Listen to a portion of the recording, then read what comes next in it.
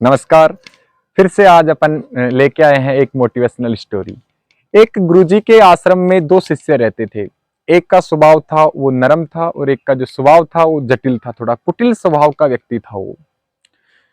गुरुजी दोनों शिष्य को शिक्षा देते और उस कुटिल स्वभाव वाले व्यक्ति को शिष्य को काफी समझाते कि भाई अपना स्वभाव नरम रखो ताकि आप इन सब के अंदर मिलजुल के रह सको। लेकिन उस शिष्य को लाख समझा इसके बाद भी कुछ समझ में नहीं आया। वो गुरुजी की बातों पे कुछ ध्यान ही नहीं देता। गुरुजी उससे काफी परेशान हो गए। वो सोचे कि मैं इसका व्यवहार कैसे परिवर्तन करूं। एक बार गुरुजी उन दोनों शिष्य को लेकर के एक तालाब के किनारे गए। उस तालाब के पास के अंदर एक ऊंचा सा पर्वत था।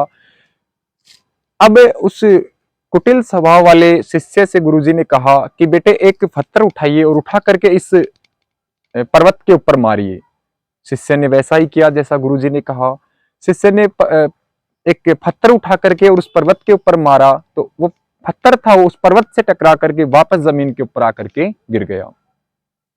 फिर यही बात उसने जो सरल स्वभाव वाला व्यक्ति शिष्य था उससे कही कि बेटा आप इस तालाब की जो गाद है इसमें से एक गाद का ढेला उठाइए और इस ढेले को उस पर्वत के ऊपर मारिए। शिष्य ने फिर से वैसा ही किया जैसा गुरुजी ने कहा। शिष्य ने जैसे ही उस पर्वत के ऊपर मारा तो जो गाद का ढेला था वो उस पर्वत के जाकर के चिपक गया। ये सब चीजें गुरु और शिष्य देख रहे। शिष्य को कुछ समझ में नहीं आ रहा था कि गुरुजी क्या करवाना चाह रहे हैं अपने से। कभी पत्थर फिकवाते हैं, कभी गाद का ढेला फिकवाते हैं।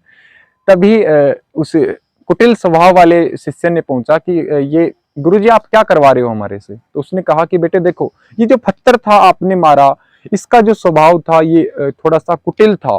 तो ये उस पर्वत से टकरा करके वापस आके गिर गया और ये गाद थी ये इसका स्वभाव नरम था।